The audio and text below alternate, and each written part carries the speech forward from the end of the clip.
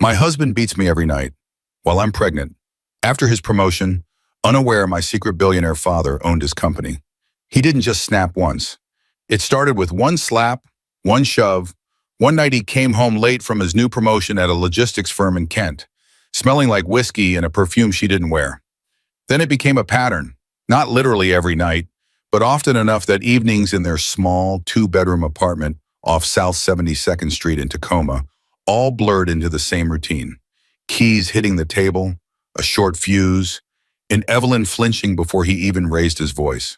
She was pregnant, counting weeks on a cheap pregnancy app, rubbing her belly in the dark, praying the baby couldn't feel every impact that left bruises on her ribs and her heart. That woman was Evelyn Hart, 27, a medical receptionist everyone at the clinic knew as the quiet one who always took the late shift. At home, she was the wife who cooked, packed lunches, budgeted every grocery trip, and forgave too much. She watched her husband, Mark Turner, go from complaining about his $58,000 salary to bragging loudly once his income jumped to $92,000 after his promotion at North Sound Logistics in Kent. On a rooftop in downtown Seattle overlooking Elliott Bay, she whispered, "I'm pregnant." She had expected tears, a kiss, maybe that soft look he used to give her. Instead, she saw his smile fade just a bit too fast, like he was doing math, not dreaming. He thought she was trapped. He thought she was just a broke wife in Tacoma with nowhere to go, no family nearby, and a baby tying her to his rage. He thought the bruises she hid under her scrubs at multi-care clinics and the tears she cried alone at a Starbucks on Pacific Avenue would never leave that city. He thought wrong, because the woman he was breaking in private wasn't just Evelyn Hart.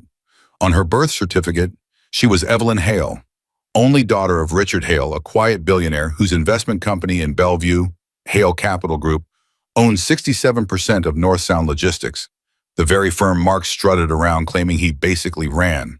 While Mark kissed his coworker Brianna in a parking garage in Kent and signed off on fake overtime and shady expense reports, he had no idea someone higher up was already watching. Security footage, card statements, HR reports, quietly copied, quietly forwarded, to a glass office in Bellevue overlooking the city he bragged about conquering. From the night Evelyn took the first photo of a bruise, it stopped being just a sad marriage. It became a slow, silent war, a war of hospital records, hotel receipts, HR investigations, and a boardroom meeting Mark would never forget. And all of it started in a tiny Tacoma kitchen, before sunrise, on a day that felt completely ordinary. Dear viewers, thank you for being here. When you watch without subscribing, it's like letting Evelyn stand alone in that dark apartment. When you click that button, you stand with every woman who's ever been hurt behind closed doors and every child who deserved a safer home. Please subscribe now, and in the comments, tell me where you were watching from. It was early February 2021, just after 5:30 a.m., when the tension slipped into the morning like a cold draft. In a small two-bedroom apartment off S 72nd Street in Tacoma, Washington, Evelyn Hart stood barefoot in the dim kitchen, packing 2 lunches, one for herself, one for her husband Mark, and trying not to make noise. Outside, the sky was still black. Inside, the clock over the stove ticked louder than it should have. Mark worked a 7 to 5:30 shift at a mid-sized logistics firm in Kent, North Sound Logistics, and she liked to have everything ready before he rolled out of bed. Wrapped sandwiches, filled coffee thermos, lunch containers lined up like proof she was doing everything right. She was about 8 weeks pregnant, a secret tucked under her sweatshirt. She planned to tell him soon, maybe after his next paycheck, maybe when he was in a good mood and not ranting about traffic on IPFA or idiots at work. She had the announcement rehearsed in her head, but could never find the right moment. Before she could finish sealing the sandwich bag, she heard Mark, 31, shuffle out of the bedroom, already irritated by something he hadn't even named yet. "Evie, where are my keys?" he snapped, rubbing his forehead like she caused the headache. Her hand froze on the lunchbox. "They should be on the counter. You always leave them." "Well, they're not." He stepped past her, opening drawers, slamming one closed harder than needed. The apartment was small, 2 bedrooms, $1,450 a month, thin walls, and every sound felt amplified. Evelyn walked over and quietly picked the keys off the ledge near the fridge. Here, she said gently. Mark snatched them, then sighed, softening just enough to sound reasonable. Sorry, I'm just stressed. They're talking about reorganizing my whole team. I might end up doing 3 people's jobs. He always had a reason. Work, fatigue, pressure. I know, she murmured. You work hard, just breathe a little. But as she watched him, something in her chest tightened. Mark had always been ambitious, but lately his frustration simmered closer to anger. He kept talking about being stuck at his $58,000 salary like it was a personal insult. He wanted more recognition, more power, more everything. And sometimes, without saying it, she felt he wanted a different wife too. One who didn't make $19 an hour at a medical office. One who didn't need prenatal coverage her insurance barely stretched to cover. She set the lunches by the door, willing the morning to reset. Her phone buzzed on the counter, a text, unknown number, just 2 words. Congrats again. She frowned. It didn't fit anything in her life right now. She hadn't told anyone she was pregnant, and they hadn't celebrated anything recently. It was probably a wrong number, but the casual assumption, of course you're celebrating something, scratched at an old part of her. She deleted the message, but the feeling lingered. When she was younger, living in her father's 11,000 square foot mansion in Bellevue, texts from unknown numbers had been normal. People she barely knew wanted favors, introductions, internships, because of her last name. Her father, Richard Hale, ran Hale Capital Group, a private investment company that quietly controlled everything from real estate to aerospace contracts. Her childhood was marble floors, gated entries, and chauffeurs who wore suits even in July. She was supposed to inherit a network of businesses one day, but she never wanted money to define her life or her relationships. So at 22, after her mother's death and the media chaos that followed, she left, moved to Tacoma, rented a modest apartment, took a normal job as a medical receptionist in the multi-care network, switched to using her mother's last name, Hart, changed her phone number, tried to become just another person standing in line at the grocery store. That's exactly where she met Mark, at a supermarket off 38th Street. He'd been bagging his own groceries when the bottom of his paper bag tore. Oranges rolled everywhere. They'd both laughed as they chased them under the carts, shoulders bumping, cheeks flushed. Back then he was chez gentle, a little awkward, not the man now rubbing his temples in their kitchen. As Mark shrugged on his jacket, he muttered, I should be making more by now. I'm smarter than half the people at that place. My supervisor even said I'm on a short list, but they keep dragging it out. Evelyn reached for his arm cautiously. If they put you on a short list, that's good. Something good is coming. You never know. He pulled away without thinking. Yeah, we'll see. The way he said it, flat, distant, sent a chill through her. She wanted to tell him about the baby right then, just to bring him closer, but the moment felt wrong. The kitchen felt like a stage with the lights too bright. He left with a quick, distracted, bye, the door clicking shut behind him. For a long second, she stared at the empty doorway and wondered when they'd stop feeling like a team. What Evelyn didn't know yet was that the short list wasn't just office gossip. Management had already told Mark he was almost certain to get a promotion to operations manager. More money, more hours, more pressure. And as that news sank into him over the next few weeks, it wouldn't make him kinder. It would make him dangerous. Mark didn't say a word on the drive to Seattle. It was the second week of March 2021, just after 6 p.m., the evening sun sinking behind the buildings around Elliott Bay. Evelyn watched the city blur past the passenger window, fingers resting on the seatbelt latch, trying to guess his mood. He'd come home from work unusually energized, tossed his tie on the couch and said, "Get dressed, we're going out." They almost never went out on a weeknight. He pulled into a parking garage near Pike Street and finally spoke, voice flat and too casual for what he was about to say. I got the promotion. For a second, the words didn't register. Then they did, and excitement rose in her chest like a quick breath. Mark, that's amazing, she said, reaching for his arm. When? How? They made it official today, he said with a shrug that tried to hide how proud he was. Operations manager. I'll be around 92 grand this year. Finally. Promotions at North Sound normally took months of evaluation. He'd been talking about being on the short list for weeks. She'd pictured a long process, not an abrupt announcement in a rooftop dinner. But she pushed down the questions and smiled anyway. That's incredible. I'm proud of you, she said, squeezing his arm. He smirked, tapping the garage ticket against the steering wheel. Told you they couldn't hold me back forever. Let's celebrate properly for once. They stepped into the cool evening air. Parking alone was pricey, but Mark didn't seem to care. He walked ahead of her, shoulders back, his voice a little louder than usual when he told the hostess at the rooftop restaurant, reservation for Turner. Celebrating a promotion tonight.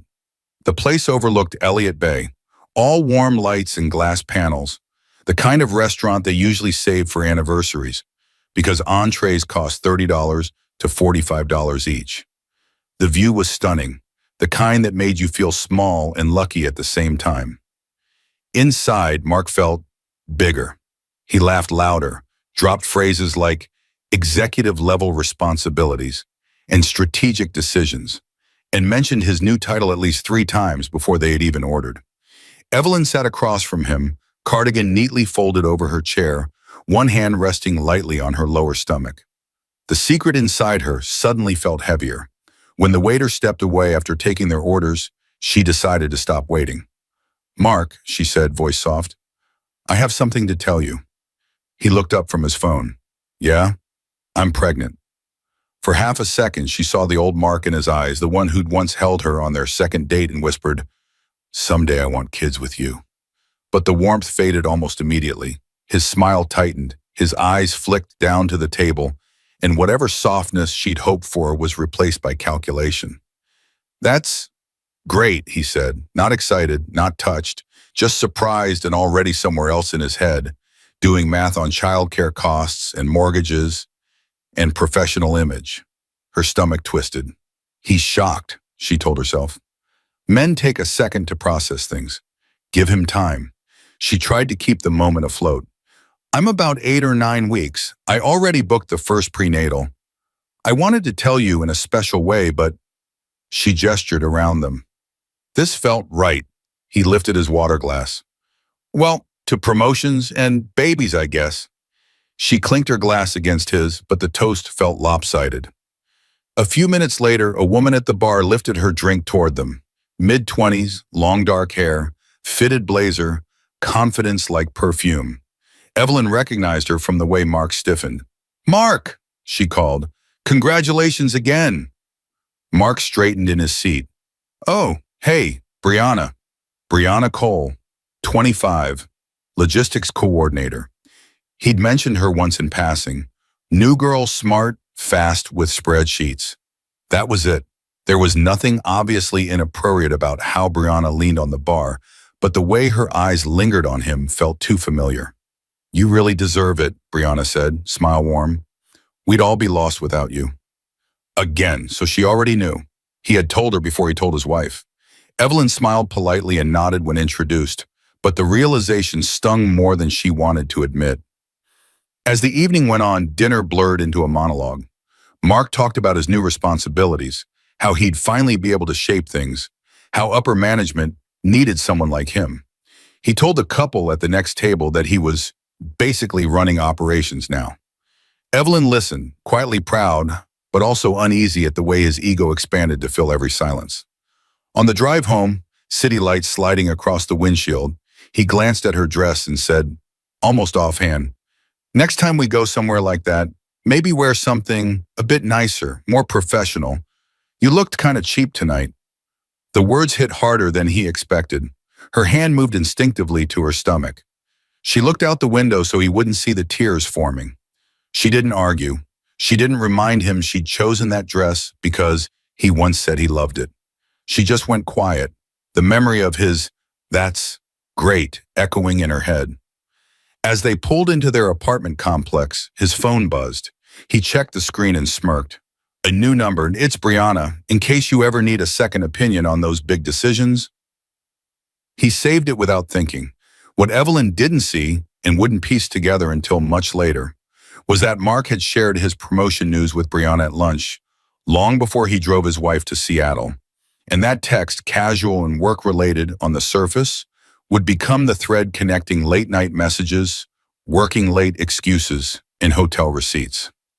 By the time the spring heat settled over Tacoma that late April night in 2021, the air in the apartment felt thick enough to choke on. It was around 10 p.m. The windows were cracked, but no breeze came through, just the faint sound of traffic on South 72nd Street. Evelyn, now around 4 months pregnant, sat on the living room couch with the lights turned low, one hand absently rubbing her rounding belly. Mark was late, again. He'd texted at 6:42 p.m., running behind. Month-end reports. Don't wait up. She texted back, "Okay, everything all right?" The message showed delivered. No reply. By 10, worry sat in her throat. She replayed the last few weeks, him coming home later, smelling like liquor, brushing off her questions with, "It's part of the job now," talking about happy hour with the team and networking. She didn't want to be the controlling wife, but she was pregnant, and he was disappearing one evening at a time. When the front door finally opened, the smell hit her before he even stepped inside. Alcohol, sweat, and a floral perfume that wasn't hers. Mark stumbled slightly as he toe-kicked his shoes off, dropping his keys onto the floor instead of the hook. "Why is it so dark?" he muttered, like the lighting offended him. Evelyn stood slowly. "Because it's late. I was waiting for you. Are you okay?" He plopped his backpack onto the console table with a thud. "I'm fine. I'm the one paying most of the bills, remember?" Long days come with the promotion. Even with his raise to about $92,000, his tone carried a resentment that had been growing since the promotion dinner. Like every good thing came with a grudge. "I just wanted to make sure you were safe," she said carefully. He scoffed, dropping onto the couch. "Safe? I'm out working my ass off so you can sit at home with your little part-time hours and doctor appointments, and you want a check-in report?" Her chest tightened. "Mark, I'm not asking for a report. I'm asking if you're okay. You've been drinking." "Everyone drinks," he snapped. "I just got promoted. You think I'm gonna nurse a glass of water while everyone else celebrates?" She stepped a little closer but kept her voice level. "I'm not saying you can't celebrate. I worry when it's this late and you don't answer." "There it is," he said, standing up abruptly. "Worry, nagging. You always have something to say about what I do." He was taller, and tonight he was unsteady, eyes glassy. The room suddenly felt smaller. "I'm not nagging," she said quietly. "I'm scared. For you. For the baby." His gaze dropped to her stomach, then snapped back to her face. "Don't put this on the baby. You wanted this. You wanted a kid while I'm trying to build a career, and now every time I breathe wrong, you act like I'm ruining your life." The unfairness of it hit her, but she swallowed it back. "I never said that." She started to move past him toward the hallway, wanting space to breathe, but he stepped in front of her. "Don't walk away when I'm talking to you, Teo," he said. "I'm not walking away. I just need a second." He grabbed her upper arm. It wasn't a gentle hold to keep her there. It was a hard, impatient squeeze. Pain shot through her shoulder. She winced. "Mark, let go," she whispered. Something in his face shifted. Not remorse, not yet, a challenge. "Why do you always have to push?" he snarled. "You should be grateful you don't have to worry about real pressure." Her heart hammered. "You're hurting me." She tried to pull away. His hand tightened once more, and in the same motion, his other hand swung. The slap wasn't cinematic or slow. It was fast, messy, clumsy with alcohol, his palm connecting with her cheek hard enough to make her stumble backward. The shock did more damage than the impact. She caught the edge of the coffee table with her hip, pain blooming there too, and half fell onto the rug. For a moment, the room blurred. Her ear rang. Her cheek burned. Her first instinct wasn't to scream. It was to freeze. She looked up at him, wide-eyed, one hand instinctively covering her stomach. His expression flickered. Anger, then horror, then panic. Evie, I'm sorry," he said, dropping to his knees beside her arm. I don't know what I'm doing. Work is insane. They're dumping new responsibilities on me. I'm stretched so thin. His words sounded far away, muffled. Her pulse roared in her ears. The baby fluttered under her palm and she focused on that, breathing shallowly. I didn't mean it, he whispered, pulling her toward his chest. You know I love you. You know that, right? I just lost it. She should have pushed him away. A voice deep inside her, one that sounded a lot like her mother, whispered, Remember what I told you. Never stay with a man who confuses fear with respect. But another part of her, the part that remembered chasing oranges across a grocery store floor, his nervous laugh when he first told her he loved her, hesitated. She let him hold her. Later in the bathroom, she turned on the light and flinched at her reflection. A red mark was spreading along her cheekbone. Her hip was already tender from where she'd hit the table. She didn't even consider the ER. The deductible alone made her stomach turn. Instead, she grabbed a clean washcloth, ran it under cold water, and pressed it against her face. Her hands were shaking. She stood there a long time. She thought about calling the police. She even picked up her phone and hovered over the numbers. But images flashed through her mind. Mark being arrested, their finances collapsing, the baby growing up with court dates and supervised visits. Maybe it was a one-time thing, she told herself. Maybe it really is the stress. She put the phone down. Before she turned off the light, she did something she'd never done before. She lifted her phone again, opened the camera, turned to the side so the bruise showed clearly, and took a photo. The shutter sound was quiet, but in that tiny bathroom, it sounded like a decision. What Mark didn't know was that the slap wasn't the end of it. Over the next days, when his temper flared, his hand would land too hard on her arm. His shove would press her ribs into the counter just a bit too roughly, leaving marks that would still be visible at her upcoming prenatal checkup.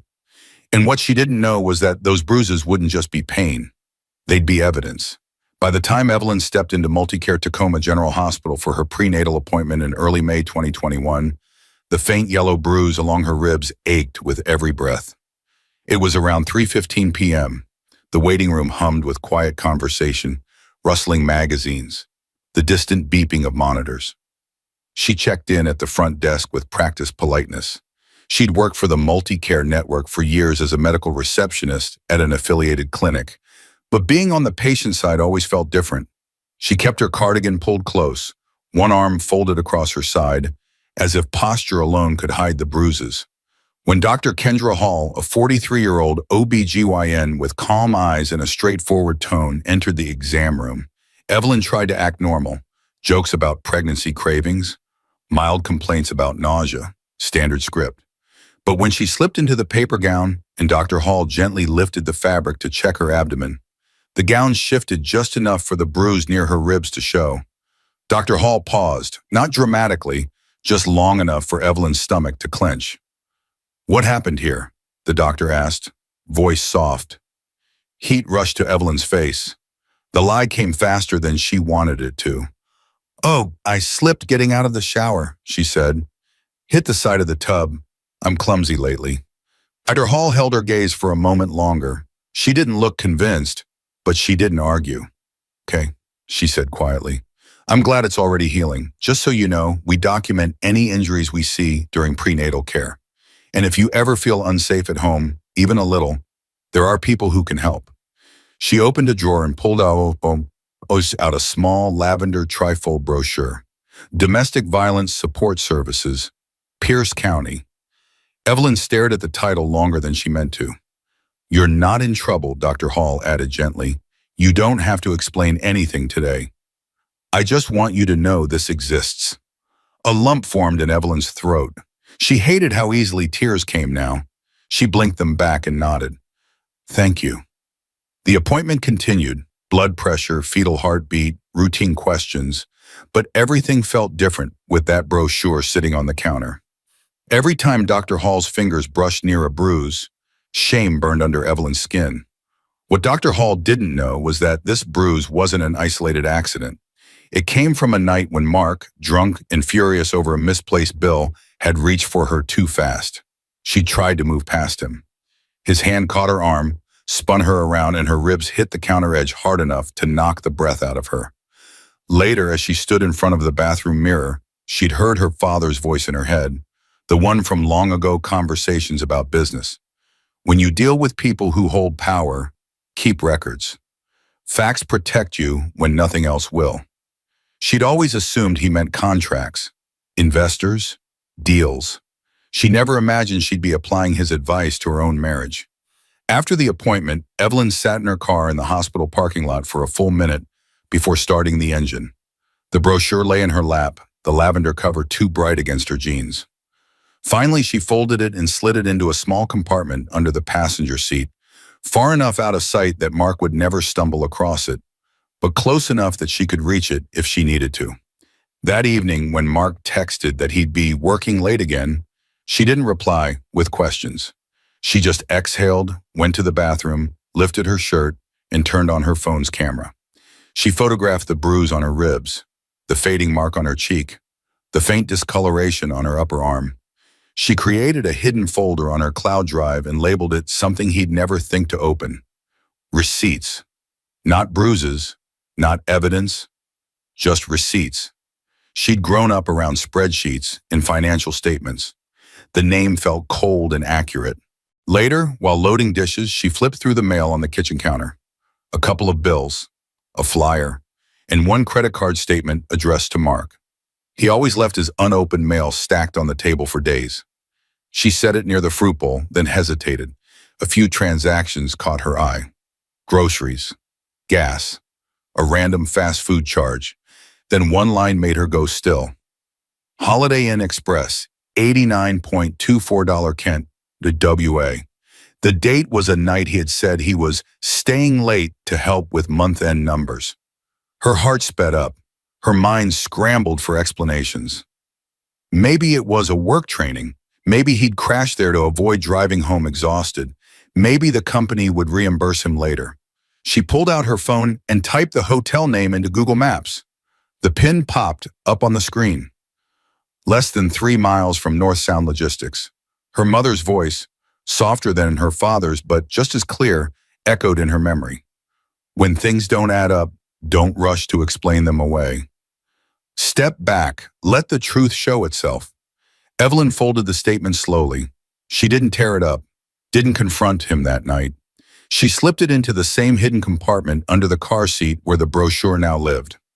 What she didn't realize yet was that this ordinary-looking $89 charge would be the first breadcrumb in a trail, one that would lead from credit card statements to security camera footage, and soon be to a parking garage in Kent where she would see, with her own eyes, what her gut already knew. By late May 2021, the air in Kent, Washington hung heavy, even in the early evening. The concrete of the North Sound Logistics parking garage radiated leftover heat from the day, and the fluorescent lights overhead buzzed faintly. It was a little after 6:45 p.m. when Evelyn turned into the garage, her hands tight on the steering wheel. She shouldn't have been there. She knew that. But after the Holiday Inn charge, the bruises, and the fourth working late, don't wait up text in 2 weeks, the quiet ache in her chest had grown into something sharper. She parked near a concrete pillar on the second level and turned the engine off. For a long moment, she just sat there, breathing. I'm not here to start a fight, she told herself. I just want the truth. I just want to talk. She was nearing 20 weeks pregnant now, belly starting to show under her loose navy top. She rested a hand over it, as if apologizing to the baby for what she was about to walk into. Finally, she unbuckled her seatbelt and stepped out. The sound of her sandals on the concrete echoed more than she expected. She followed the painted arrows toward the elevator lobby, scanning the rows of cars. Most spaces were empty. A few employees were still leaving, tired shoulders, backpacks, takeaway coffee cups. Then she heard it. Laughter. Not Mark's usual laugh, the nervous, self-conscious one she'd known for years. This was louder, relaxed, easy. She recognized the other laugh instantly, even though she'd only heard it once in person. Brianna. Evelyn slowed her steps and moved behind a pillar. There they were. Mark, in his button-down shirt with the sleeves rolled up, leaning against the wall near the elevator. Brianna Cole, flawless in a fitted office blouse and black skirt, standing a little too close. They looked like a couple killing time before a dinner reservation. not coworkers who were swamped with audits. Seriously, Brianna said, grinning. You pulled off that report in what, an hour? They'd be lost without you. Mark laughed, soaking it in. They finally realized who actually runs this place. Brianna stepped closer. Her hand slid casually up his chest to his shoulder. Evelyn's heart pounded in her ears. Then Brianna wrapped her arms around his neck and kissed him. Not a quick, awkward kiss. Not a one-time slip. A practiced kiss. Familiar. The elevator dinged in the background, but Evelyn barely registered it. The world narrowed to the two of them, and the way Mark's hand settled on Brianna's waist like it belonged there. When they finally pulled apart, Brianna glanced around and lowered her voice, though the garage was almost empty. So, how's your wife? She asked, with a hint of sarcasm. Still pregnant? Mark smirked. Yeah, she's managing. Brianna rolled her eyes. Is she really, though? I saw that picture you showed me. She kind of already looks like a single mom. They both laughed. Evelyn's stomach lurched. The words cut deeper than the slap. She pressed a hand to her mouth as bile rose. Every instinct shouted at her. Run over there, scream, throw his ring at him. But her body refused to move. She was frozen, watching her marriage collapse in real time. A memory slammed into her, Mark 2 years earlier, in their first Tacoma apartment, saying, I'd never cheat. It's the one thing my dad did that I swore I'd never repeat. She had believed him completely. Her vision blurred. Her chest tightened so much she couldn't pull in a full breath. Finally, survival instinct took over. She turned and hurried back toward her car, one hand on the concrete wall to steady herself. She made it to the driver's seat just in time to lean out of the open door and vomit onto the garage floor. The mix of stress, hormones, and heartbreak crashed through her like a wave. Afterward, she sat there shaking, hands gripping the steering wheel hard enough to make her knuckles ache. Tears streamed down her face, hot and uncontrollable. Her wedding ring felt wrong on her finger. Too heavy, too tight. Up near the ceiling, a black dome camera blinked a tiny red light. It saw everything. The kiss, the embrace, the timestamp. The footage would be stored for at least 30 days, like all the other boring, uneventful corporate recordings Mark never thought about. As Evelyn wiped her mouth and tried to breathe steadily, she was too overwhelmed to notice a familiar shape a few rows over. An older woman locking her sedan, a canvas bag slung over her shoulder, pausing when she saw Evelyn doubled over. Harriet Lewis, Evelyn's 61-year-old neighbor from Tacoma, sometimes parked in this same garage when she helped at her sister's small shop a block away from North Sound. She recognized Evelyn's car before she recognized Evelyn herself. From a distance, Harriet watched her cry in the driver's seat, shoulders shaking. Harriet didn't approach then. She didn't know what was wrong yet, but she saw enough to know something was seriously broken. Evelyn started the engine with shaky hands. She didn't wait to see if Mark or Brianna noticed her. She drove out of the garage, blinking through tears, clinging to the steering wheel because it was the only solid thing she had left. The entire drive home, the scene replayed in her mind. Brianna's arms around Mark's neck, his easy laugh, the way he didn't even look conflicted. As Evelyn sobbed in that parking garage, fighting for air, she didn't realize she wasn't as alone as she felt. The security cameras had recorded everything. A neighbor had seen enough to be worried, and one of those quiet witnesses would soon step forward. The next morning, over coffee and the smell of wet pavement, Evelyn's story would cross paths with someone who had survived her own version of this nightmare. And that person was already walking toward her life. Evelyn was still shaking when she walked into the Starbucks on Pacific Avenue in Tacoma the next morning. It was late May 2021, around 9:15 a.m. The sky was that gray Pacific Northwest kind of heavy, and everything smelled like wet pavement and espresso. She'd barely slept. Every time she closed her eyes, she saw Brianna's arms around Mark's neck and heard their laughter echoing in the parking garage. She hadn't planned to talk to anyone. She just couldn't stay in the apartment. Mark had left for work as if the night before had been normal. Kiss on her forehead, quick, don't forget to pay the electric bill. No idea she'd seen everything. She stood in line and stared blankly at the menu she already knew by heart. Caramel macchiato? The barista asked. Yeah, she said hoarsely. Tall, extra ice.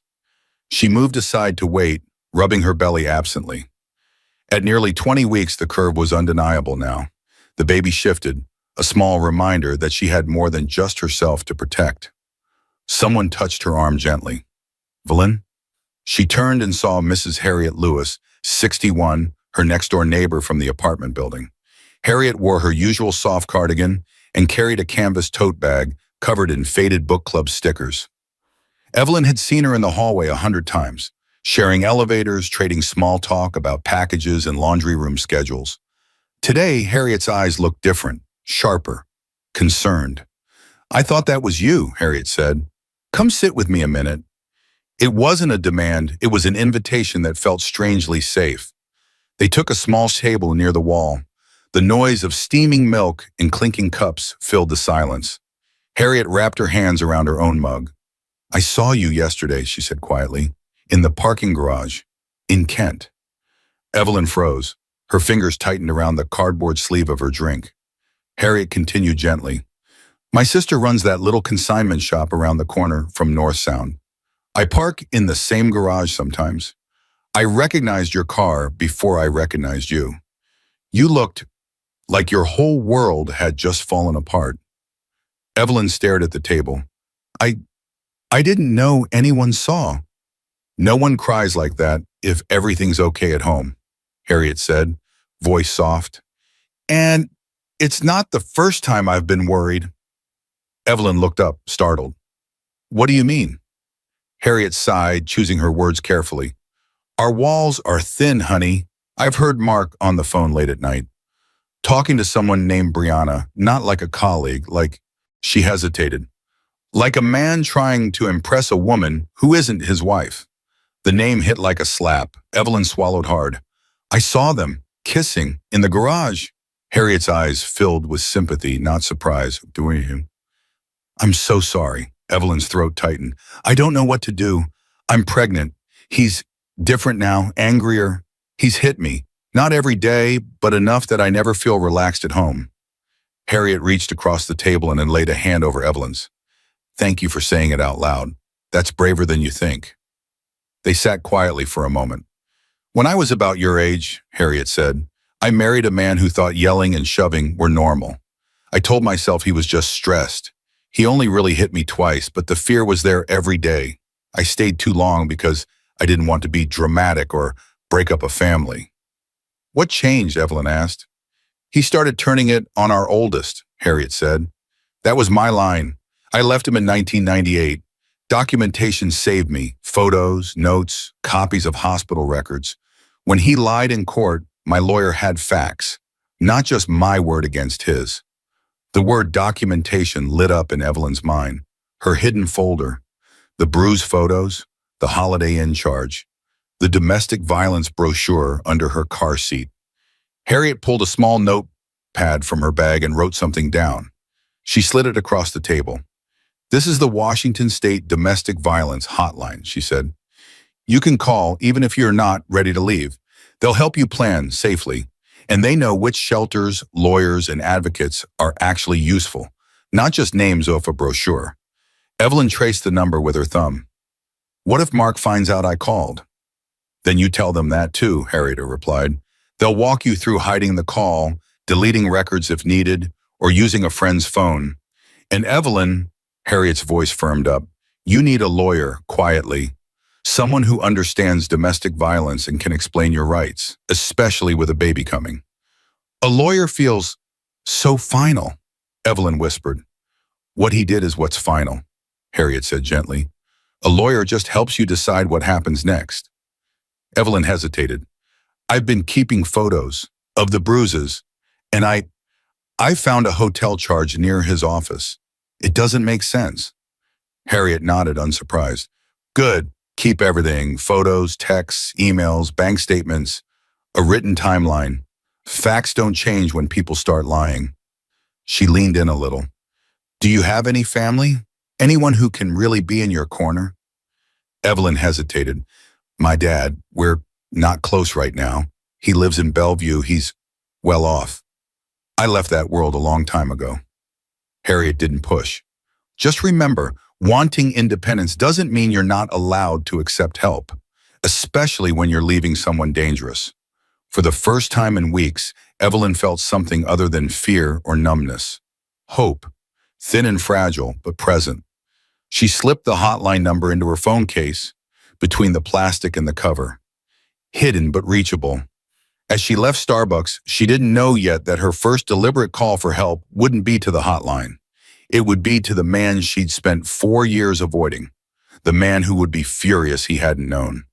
Her father. The morning Evelyn finally made the call, Tacoma's sky was a flat, heavy gray. It was early June 2021, about 2 weeks after the parking garage, and she sat on the edge of her bed, phone in hand, staring at a number she hadn't dialed since 2017. Her nearly 22-week belly curved under her t-shirt. She rested one palm over it and tried to steady her breathing. The hotline number Harriet gave her was written on a sticky note on the nightstand. She'd already called it once, from Harriet's phone. They'd helped her think through safety plans, talked about temporary protective orders, recommended a few family law attorneys in Pierce County. She'd even had a brief phone consult with one, just enough to understand she wasn't trapped legally. But there was one more person who needed to know. Her thumb hovered over the screen. When Richard Hale, 62, answered with a cautious, "Hello," her throat closed up. "Dad," she managed. Then the tears came. She didn't even get to his name before her voice broke. There was a long pause, then his tone shifted instantly. "Evelyn, where are you? Are you safe?" "Yes," she said, not entirely sure it was true. "I'm in Tacoma. I'm okay. I really need to see you." 2 hours later, she stood in the lobby of Hale Capital Group in downtown Bellevue. The marble floors gleamed. The air smelled like polished wood and espresso. People in tailored suits moved with purposeful calm, greeting each other with nods and clipped phrases. Evelyn felt underdressed in her cardigan and flats, her pregnancy showing under a simple dress. She hadn't been here since before her mother died. She'd sworn she never would. The receptionist didn't ask questions. "Top floor. He's waiting for you." She rode the private elevator up. When the doors opened, she stepped into her father's office, a large, glass-walled room with floor-to-ceiling windows overlooking the city. Bellevue Square, any 8th Street, the distant shimmer of Lake Washington. They all spread out below like arranged pieces on one of his deal charts. Richard crossed the room faster than she expected. Taller than she remembered, silver hair swept back, suit immaculate. For a second, he just looked at her. Then he pulled her into a hug. It knocked the air out of her in the best possible way. "I'm sorry," she choked out against his shoulder. "I should have called sooner. He pulled back just enough to see her face.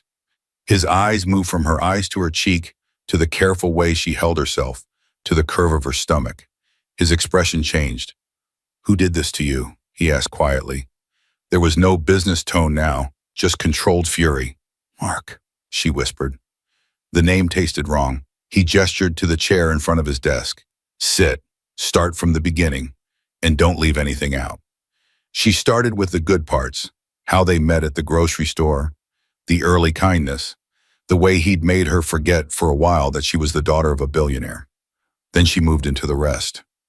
The promotion, the rooftop dinner, the first slap, the shove into the counter, the bruises, the late nights, the Holiday Inn charge, the parking garage kiss with Brianna. Harriet, the hotline, the folder on her phone labeled receipts. Her voice shook, but she didn't stop. Richard didn't interrupt. He just listened, jaw tightening, hands clasped so tightly his knuckles paled. When she finished, her phone lay between them on the desk. The screen was open to her hidden folder. He picked it up carefully, scrolling through the photos. Bruises, hotel screenshots, call logs, a picture of the brochure Dr. Hall had given her. He opened the Notes app and saw dates and short descriptions. April 24th, first time he hit me. May 3rd, bruise on ribs. May 26th, saw him kissing coworker in garage. "You did exactly what you should have," he said, voice low. "You documented." "I didn't know what else to do," she said. "I didn't want to come back to you and just fall into your money again. That's why I left, remember? After Mom died." He winced. The old wound between them pulsed. "I know why you left," he said softly. You didn't want your life dictated by my bank account or the media. I respected that, even if I hated it. He exhaled slowly. I checked in from a distance, you know. When I eventually found out you'd married someone named Mark Turner, who worked in logistics, my team pulled a basic file. HR records, LinkedIn, nothing invasive, just enough to know he was at North Sound Logistics. North Sound, Evelyn repeated, stunned. You know that company? His jaw tightened. I own 67% of it through Hale Capital. Her brain scrambled to catch up. So, Mark works for your company? One of them, he said, which makes this more complicated and also simpler. He set her phone back on the desk, screen dark now. Legally, he continued, your marriage and his employment are separate. I can't fire him just because he hurt my daughter. But I can insist my company investigate any fraud, harassment, or ethics violations tied to his role.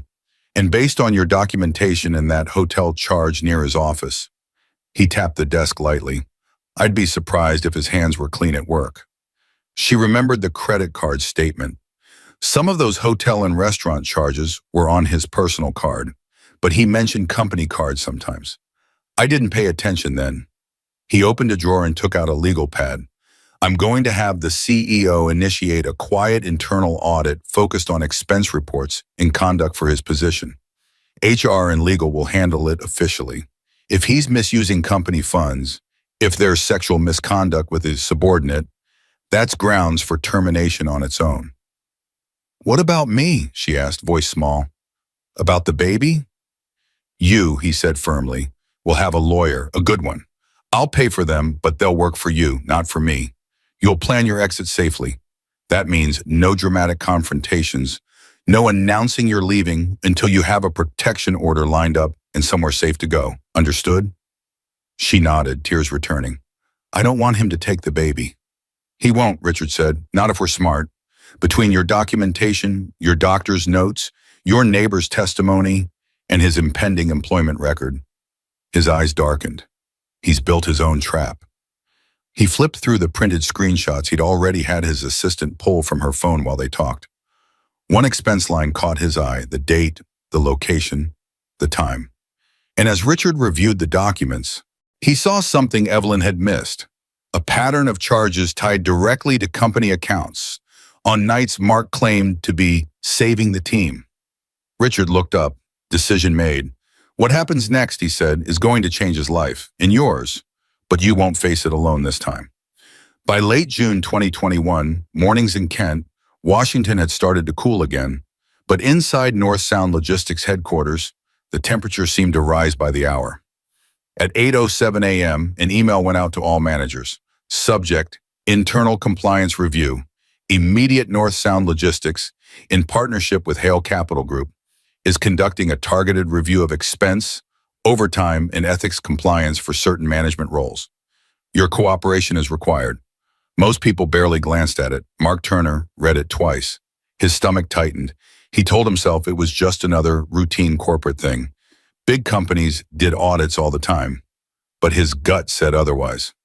At 9:30 a.m., his desk phone rang. Mark Turner, he answered. Mark, it's Dana Price from HR, came a calm voice. Please come to the 10th floor conference room at 9:45. Bring your laptop. He hung up slower than he picked up. The walk to the elevator felt longer than usual. He noticed things he never noticed, scuffs on the floor, a stain on the carpet, the way one fluorescent light flickered in the hallway. His heart hammered a little too fast for a man who kept telling himself he had nothing to worry about. When he stepped into the glass-walled conference room, Donna Price, 39, head of HR, sat at the table with a folder in front of her. Beside her sat Alex Chen, 42, from the legal department, and another HR specialist taking notes. Have a seat, Mark, Dana said. He did, trying to keep his shoulders relaxed. We're conducting a targeted compliance review, she began. Because of your role as operations manager, we're starting with you. We'll be asking about overtime approvals and company card usage. This is a standard process, but I need to remind you that everything you say may be used in employment decisions. His mouth went dry. Okay. Alex opened a folder and slid a printed spreadsheet toward him. Let's start with overtime. Rows of entries, names, dates, hours. Can you explain, Alex asked, why Brianna Cole has repeated overtime entries approved by you for days she was not recorded entering the building? Mark frowned. I don't handle the door logs. If she says she worked from home or off-site, Dana shook her head. Brianna is not authorized for remote hours, and security logs for those weekends show no badge activity for her. Yet you approved 8, 10, sometimes 12 hours for her on those days. Mark swallowed. Maybe she forgot to badge in. We needed the reports. It was easier to bypass protocol? Alex asked. Before he could respond, Dana pulled out another set of papers. Now, company card charges, Shankar said. We have multiple restaurant bills labeled but in client development without corresponding client meetings on the calendar. And this hotel charge, she pointed, Holiday Inn Express 3 miles from this office on a Friday night. No approved travel, no company event. Can you explain that? And this company card hotel charge, Holiday Inn Express, 3 miles from this office. Mark's pulse throbbed in his neck. Sometimes we use local hotels for early morning meetings. I must have. Alex slid over another sheet. We checked room records. The booking was for 2 adults, 1 room, no conference room, no company account notes. Mark's mind scrambled. I don't remember. It was months ago. Maybe there was a last-minute training. Dana's expression didn't change. She retrieved yet another folder. Security footage. She didn't bother to slide it this time. She opened it in front of her and turned one page around for him to see. Grainy, time-stamped black and white still. Mark in the parking garage, one hand on Brianna's waist, her arms around his neck, their mouths pressed together. He stared, brain going blank for a moment. That's taken out of context, he said finally, voice thin. We were just on company property, Alex said, engaged in a romantic relationship with a subordinate whose overtime you approved and whose expenses you signed off on. That's not context. That's a policy violation. I didn't force her, Mark blurted. She wanted this. Donna tapped another folder. Ms. Cole has already provided a statement. She described feeling pressured, given your authority over her schedule and performance reviews. She has also reported that some of these client dinners were, in her understanding, dates. Mark felt the floor tilt. What? Dana's tone stayed even. Mark, this investigation is about your conduct as an employee, potential expense fraud, overtime falsification, and misuse of authority. We've been instructed to handle this thoroughly and fairly. Instructed by who? He snapped. By the boards, Alex said, including the majority owner. Mark blinked. He'd been at North Sound long enough to know the company had a big investor, but he'd never dealt with them directly. They were a name on an ownership chart, nothing more. What happens now? He asked, trying to keep his voice steady. You'll be placed on administrative leave effective today, Dana said. You'll keep your pay and benefits while we complete our findings. You're required to submit a written statement responding to these points by 4 p.m. tomorrow. After that, you'll attend a formal review meeting. You'll receive the details by email. A review with who? He pushed. With HR, legal, and a representative from the board, Alex replied. He opened his mouth to protest, but the words tangled. He settled on, this feels like a witch hunt. Dana didn't flinch. This is a compliance investigation, Mark. The best thing you can do is be honest. They dismissed him gently but firmly. He walked out of the conference room, feeling like everyone in the hallway was watching him, even if no one looked up. Back at his desk, he grabbed his personal bag and laptop charger. His inbox pinged from HR Dept. Subject, administrative leave confirmation and review notice. He skimmed it.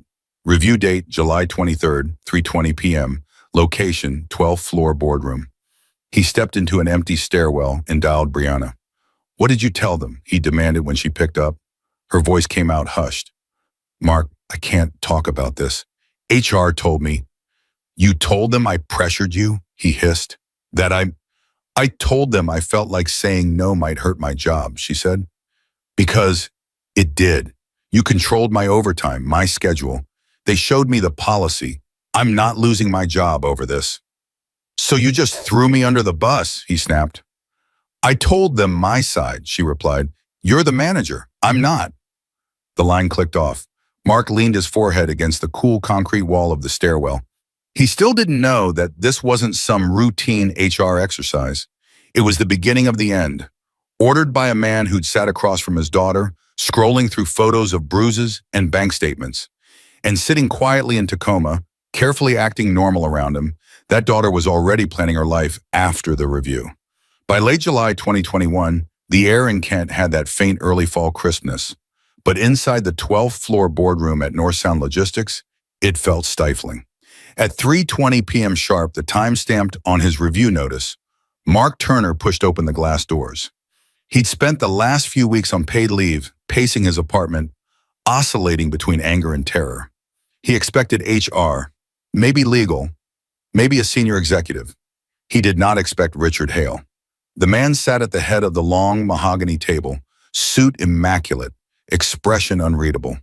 Around him sat Dana Price from HR, Alex Chen from legal, the company's CEO, 2 board members, and a corporate attorney. A neat stack of folders rested in front of Richard. Mark froze for a second, then forced himself to walk in. Mr. Hale, he said weakly, I didn't know you'd be here. That's clear, Richard replied, voice calm but cold. Have a seat, Mr. Turner. Mark sat, palms damp. Dana began formally. Mark, this is a disciplinary review meeting regarding potential violations of company policy, including expense misuse, falsification of overtime, and breach of our ethics code. You've received the summary of findings. This is your opportunity to respond before the board decides on next steps. Richard opened the first folder and slid a sheet toward Mark. Let's start with money, he said. The printout showed company card charges, restaurant bills, a hotel stay, a clothing purchase, all highlighted. These are expenses you submitted and approved for yourself, Richard said. We found no corresponding client meetings, travel authorizations, or project documentation. They were work-related, Mark insisted. Relationship building with staff, late-night reporting, Alex cut in. We interviewed the alleged clients. None recall these dinners. In fact, one of these restaurant charges coincides with a night your team's time cards show no late work. Richard tapped one line. Holiday Inn Express, Kent. 1 room, 2 adults. No training, no conference, no corporate event on record. Care to explain? Mark's mind flashed to Brianna, laughing in that room, wine glass in hand. It was a mistake, he muttered. It shouldn't have been on the company card. I meant to reimburse it. You didn't, Alex said. And you only mentioned reimbursement after this investigation began. Richard opened the next folder. Overtime. Donna slid him a spreadsheet. Multiple entries show you approving overtime for Brianna Cole on days she did not badge into the building. She has no authorization for remote work. Mark's voice sharpened. She worked off-site sometimes from home. We confirmed with IT, Alex said. No remote logins on those dates. Yet she was paid for up to 12 hours. Dana's tone stayed professional. Mark, this is falsification of company records. That alone is grounds for termination. Richard opened the 3rd folder and didn't bother sliding it over. Security footage, he said. The top still showed exactly what Mark expected. Him and Brianna in the parking garage, her arms around his neck, his hand on her waist. Another showed them entering the hotel lobby together later that month, laughing. Relationships with coworkers aren't automatically a violation, Dana said. But when there's a power imbalance, and you're approving overtime and expenses for that person, and sexual conduct happens on company property, she let the sentence hang. That's not against the law, Mark protested weakly. Alex answered, this isn't a criminal court, Mark. It's an employment review. Our standards are higher than not illegal. He felt like the room was closing in. What happens now, he asked, voice smaller than he wanted. Now, son, Richard said, and we address what's not in the HR file but is very relevant to me as the majority owner. He opened a thin folder labeled with a name Mark hadn't expected to see in this context. Evelyn Turner. Inside were printed photos, bruises, a copy of a medical record from Multicare's prenatal clinic, documenting unexplained injuries. A short letter on an attorney's letterhead, summarizing concerns about domestic violence. Mark's heart stopped. "What is that?" he asked, even though he knew. "This," Richard said evenly, "is documentation of your behavior as a husband." Mark's eyes widened. "How? Why is that part of this? That's my personal life." Richard's gaze didn't waver. "Your personal life intersects with my daughter's safety." The words landed like a bomb. "Your daughter?" Mark echoed. "Yes," Richard said. "Evelyn is my daughter. Her legal last name is Hale. You married her without ever meeting me. You hid her while she carried my grandchild. And you used your position at my company to fund an affair." Mark looked around the table, desperate to find disbelief on someone's face. No one looked surprised. They'd known before he walked in. "I didn't know she was she never told me. If I had known—" "You'd have what?" Richard asked quietly. "Controlled yourself? Behaved? Stayed faithful?" Mark floundered. I made mistakes, but I can fix them.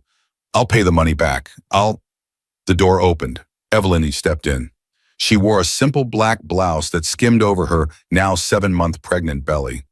Her expression wasn't furious or wounded. It was resolved. Mark's breath caught. "Avi, thank God. Tell them—" She walked to the table and placed a stack of papers in front of him. The top page bore the heading, in re, "The marriage of Evelyn Hale Turner and Mark Turner, petition for dissolution of marriage. Pierce County Superior Court." The petition stamp showed it had already been filed days earlier. His throat closed. "Avi, what is this?" "My lawyer filed them last week," she said calmly. "You'll be officially served soon. This is just a courtesy copy." He reached for her hand on instinct. She stepped back before he could touch her. "I can change," he said, voice frantic. "It was stress. I wasn't myself. The promotion." "You were yourself," she said quietly. "You just showed me a part you'd been hiding." He looked at Richard. "You can't fire me because of this. This is retaliation. This is—" Richard slid another paper forward. "We're not terminating you because you failed as a husband. That's between you, my daughter, and the court." Dana pushed a document toward him. "This is your official notice. Termination for cause. Primary grounds: expense fraud, falsified overtime, and ethics violations related to a subordinate employee. Effective immediately." Alex added, "Our obligation is to apply policy consistently. You misuse company funds and authority. That's why your employment is ending." The door opened again. 2 security officers stepped in and stood by the wall. Mark looked at them, then back at Evelyn. "You're really doing this?" She held his gaze. "No, Mark, you did this. I'm just done pretending you didn't." The security officers waited until he collected his bag and laptop. Company property would be returned downstairs. At the door, he turned back one last time. "Avi, please, think about the baby. Don't take her away from me." "I'm thinking about the baby," she said. "That's why I left." There was nothing left to argue. Security guided him out. When the door shut, the room felt strangely quiet. Evelyn exhaled slowly. Richard stood and moved around the table, resting a hand gently on her shoulder. "We'll cooperate fully with your attorney," he said. "HR will provide whatever documentation they legally can." "You're not doing this alone." For the first time in a long time, she believed that. But her story wasn't over. There was still a baby to deliver, a new home to build, and a life to live that wasn't defined by fear. The first real cold winds of October 2021 swept through Bellevue the morning Evelyn carried her newborn daughter into their new townhouse. Lily Hale slept in her car seat, tiny fists curled under her chin. She'd been born in late September, a healthy 7 pounds, after a long labor at Multicare Tacoma General. Harriet had sat in the waiting room. Richard had paced the hallway like a first-time father instead of a grandfather. Now, 2 weeks later, the sun hadn't fully climbed over the Cascade Mountains yet. The sky was streaked with pale pink when Evelyn unlocked the front door of the 3-bedroom townhouse near Lake Hills. The place still smelled like fresh paint and new carpet. Boxes were stacked neatly against the walls. Books, baby clothes, kitchen items, the small parts of a life she was rebuilding from the ground up. "Welcome home, Lily." Evelyn whispered, lifting the car seat carefully over the threshold. The mortgage was $2,600 a month, which would have felt impossible on her old income. But the down payment came from a mixture of her own savings and a loan from her father, a formal agreement, signed and notarized at her insistence. The house was in her name. She'd made that a condition. "I want help," she told Richard, "not a new owner for my life." He'd smiled sadly and agreed. She set the car seat on the living room floor and looked around. Light gray walls, a small fenced yard visible through the sliding door, a second bedroom already half set up as a nursery, white crib, second-hand dresser, a mobile that Harriet's book club had pooled money to buy. Her phone buzzed on the counter. A calendar reminder. Telehealth therapy session tomorrow, 2 p.m. After the boardroom showdown, her lawyer had pushed gently but firmly. Leaving is one trauma, the therapist had told her in their first session. Learning how not to live in survival mode is another. Insurance didn't cover everything, but with help from her dad and careful budgeting, she'd managed weekly sessions through her third trimester and now into postpartum. They talked about fear, guilt, anger, and the strange emptiness that can follow a crisis once the immediate danger is gone. Her job situation had changed too. She'd left the in-person receptionist role in Tacoma during her last trimester, with a note from Dr. Hall recommending less physical strain and more flexibility. Through an old contact at the clinic and a nudge from her father's network, she'd lined up a remote, part-time medical billing position. 20 hours a week, starting in a month. Enough to contribute, not enough to miss Lily's firsts. For now, her job was healing and mothering. Lily shifted in her car seat and let out a soft, squeaky sound. Evelyn smiled automatically and unbuckled her, lifting her against her chest. The baby smelled like milk and baby shampoo. Warm and small and startlingly real. She carried Lily to the rocking chair by the front window and sat down carefully. Her body still ached from the birth, but in a clean, understandable way. Not the bruised ache of fear. Outside, the neighborhood was quiet. A dog walker passed by, bundled in a jacket. A school bus rumbled in the distance. Her phone buzzed again. This time a call. Private number. Her heart jerked in her chest. She stared at the screen, breathing shallowly. For a moment, the room shrank. Old instincts, answer, explain, diffuse, flared out of habit. She didn't answer. The call rang out and went to voicemail. A minute later, another call came. Same private number. Her therapist's voice floated through her mind. You're allowed to not engage. Document, don't debate. Evelyn took a screenshot of the missed calls and opened her notes app. October 10th, 8:13 a.m. and 8:16 a.m. Private calls, suspected Mark. No voicemail listened to. Screenshot saved. She uploaded the screenshot to a folder on her cloud drive labeled Legal Turner, shared with her attorney. Then she blocked the number. Not today, Mark, she said softly. Not ever again. Lily stirred against her and settled back down, unaware. The legal process was still ongoing, but the temporary protection order was in place. Her lawyer was confident. Between the documentation, the medical records, Harriet's testimony, and the HR file from North Sound, Mark's chances of getting anything more than supervised visitation were slim, especially until he completed counseling and violence intervention programs. The difference now was that his choices were no longer her responsibility. She rocked slowly, humming a lullaby she hadn't thought about in years. Her mother used to sing it when thunderstorms rattled the mansion windows in Bellevue. Back then, Evelyn had been protected by wealth and gates, but still surrounded by pressure. Now, in a smaller house with cheaper furniture, she felt more genuinely safe. She thought of the past year like a movie montage, making lunches in the dark, hoping promotion would make him happier. The first slap, the first whispered apology she didn't really accept. The bruise documented in a hospital record. The Holiday Inn charge that didn't fit. The kiss in the garage that cracked denial wide open. Harriet's steady eyes over coffee. Her father's silent rage in that office high above Bellevue. Mark's face as security led him out of the boardroom. The moment Lily was placed on her chest, crying, then calming at the sound of her voice. She tightened her arms around Lily just a little.